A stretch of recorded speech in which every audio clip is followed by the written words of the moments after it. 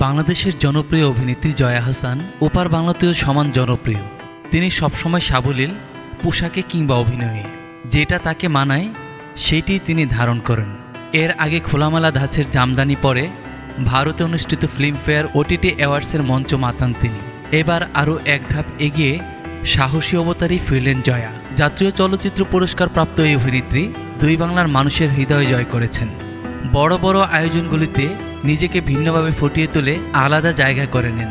দেশের ঐতিহ্যের পোশাক পরে তাক লাগিয়ে দিয়েছিলেন অনেককে। সেই রেশ কাটতে না কাটতে আবারও খবরের শিরোনাম হলেন অভিনেত্রী। জামদানি ভিন্নভাবে পরে বিরূপ মন্তব্যের শিকারও হয়েছিলেন। এবারও শাড়ি পরার ফ্যাশনে ভিন্নতা এনেছেন জয়া। দেশি জামদানির পর এবার জয়ার শাড়িতে উঠে এলো এক রাজকীয় আবহ।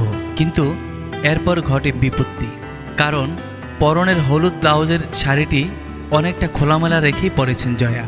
তাতে এমন সাহসী অবতারে দেখে বিভিন্ন ধরনের মন্তব্য আসতে থাকে নেটিজেনদের কাছ থেকে। 20 ডিসেম্বর ফেসবুক পোস্টে একাধিক ছবি শেয়ার করেন জয়া আহসান।